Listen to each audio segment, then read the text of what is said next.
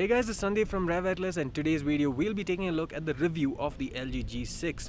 So I'll try to keep it as short and simple as possible while covering all the points possible as well. So in terms of design, the G6 is really compact thanks to really slim bezels up front, and the build quality is really stellar. The device has IP68 rating for protection against dust and water, and it also comes with Corning Gorilla Glass 5 at the back, while the camera lens and the display up front is protected using Corning Gorilla Glass 3. Now this is a cost-cutting measure on behalf of LG, but it has been fine so far, but we still recommend putting a screen protector on at the front as well as the camera lens if possible, since that would reduce the number of scratches and breakage that could possibly happen. Coming to a display, it has a 5.7-inch display, and that's surprising considering the compact form factor. The 5.7-inch display has an aspect ratio of 18:9, which is a bit unusual, and so is the resolution, with a resolution of 2880 by 1440 pixels. The device supports Dolby Vision as well as HDR10 technologies for a display, but you do need to have the kind of content that's capable of being displayed on such a display.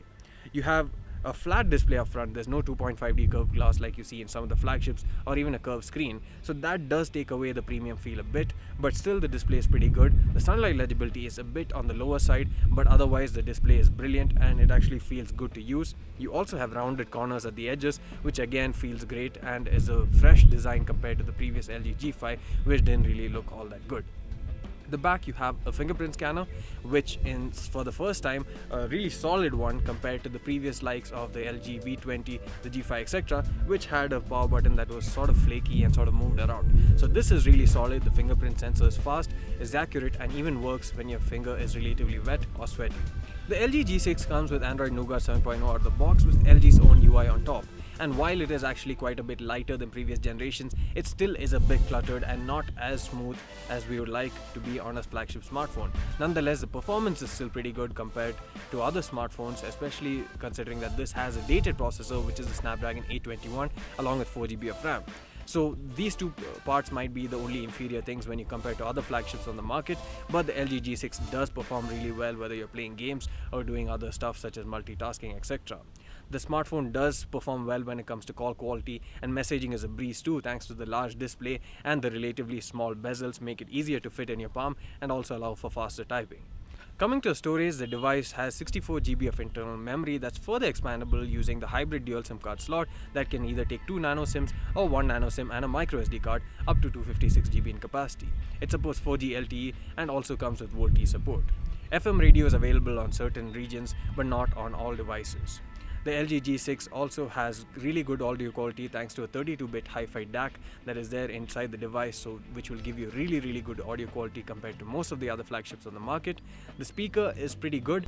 Coming to the cameras, LG seems to be trying to cut costs here as well, considering that the device has mediocre sensors in the form of the Sony IMX258 sensors. You have two 13-megapixel cameras with 1.12 micron pixel size and 1 by 3.06 inch sensor size. Now, one of them is actually a wide-angle camera with a field of view of 125 degrees, while the other one is a regular camera with a field of view of 71 degrees. Now, this is less compared to the V20 and the G5, which had a wide-angle camera with 135 degrees wide field of view on the wide camera and 75 degrees on the regular camera. But still it's wide nonetheless, and you can still take some dramatic shots.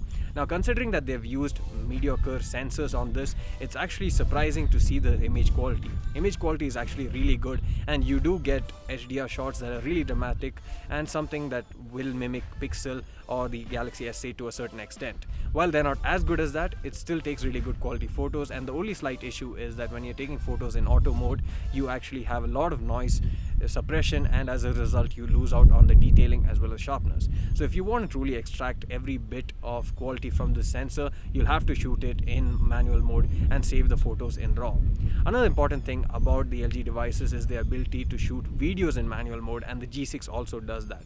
You can shoot videos in different aspect ratios, either 16:9, 18:9, or even 21:9 CinemaScope, and it also allows you to adjust all the settings and even record hi-fi audio, although you actually need to play it on your phone or a device that does support hi-fi audio in order to get the full hi-fi audio playback.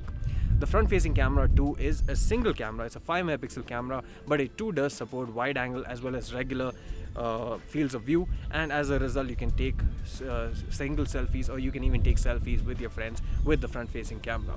Overall, the cameras are really good on the LG G6 compared to the kind of hardware that they've actually used. The software optimization is really well done, and you have a bunch of options that you can play with in the camera UI itself.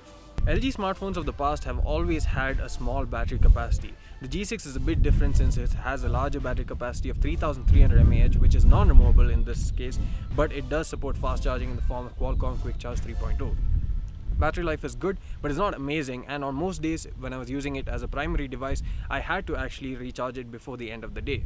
However, if you're a light user or a moderate user, this smartphone will definitely get you through the day, and it also has always on display mode, which doesn't drain the battery as much as it does on other smartphones such as the Samsung Galaxy S8, which takes a toll on the battery if you use the always on display.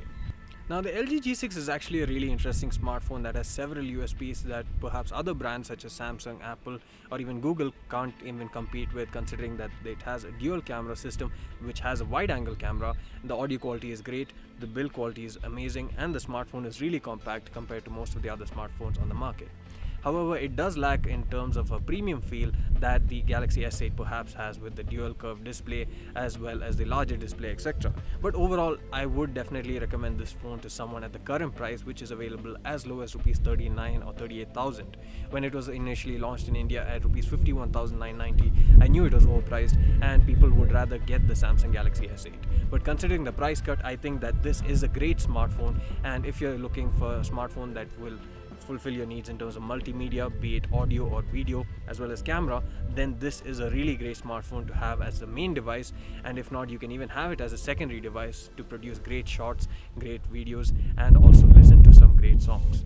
That's it for the review, guys. As always, please do like this video if you liked it, hit the subscribe button, and see you again in the next video. Thanks for watching.